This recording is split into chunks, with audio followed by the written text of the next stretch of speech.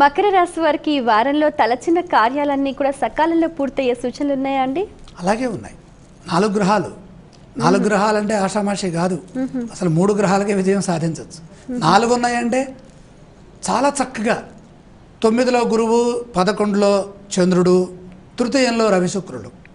ఈ జంట గ్రహాలు ఎప్పుడైతే ఒక రాశిలో చేరతాయో బలం చాలా ఎక్కువగా ఉంటుంది. మనోభీష్టం సిద్ధిస్తుంది. మంచి కాలం కొనసాగుతుంది. మీ ప్రవర్తనే మీ విజయానికి మూలమవుతుంది. అభివృద్ధి పదంలో పయనిస్తారు.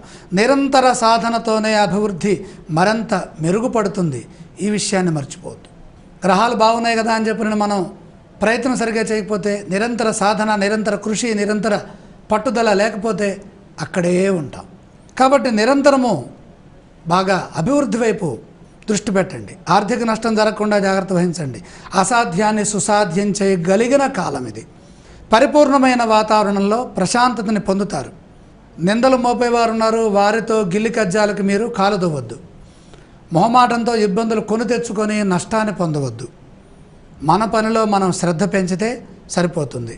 కాలక్షేపం చేయొద్దు. కాలక్షేపానికి ఎవరితోనూ మాట్లాడవద్దు. ఆరోగ్యం అనుకూలిస్తుంది. ఒత్తిడిని తగ్గించే విధంగా ప్రయత్నించండి. నలుగురికి ఆదర్శవంతంగా మీ జీవితం గోచరిస్తుంది. ఈ రాశి వారు పఠించవలసిన స్తోత్రాలు ఏవండి? సూర్య ధ్యానం సదా ఉత్సాహాన్ని ఇస్తుంది. ఆలయ సందర్శన క్రమంలో ఏ దేవీ దేవతలను దర్శిస్తే మంచిదంటారు? 4వ రాశిలో కుజగ్రహ ప్రభావం అధికంగా ఉన్నది. సుబ్రహ్మణ్యేశ్వర స్వామి వారిని దర్శించండి.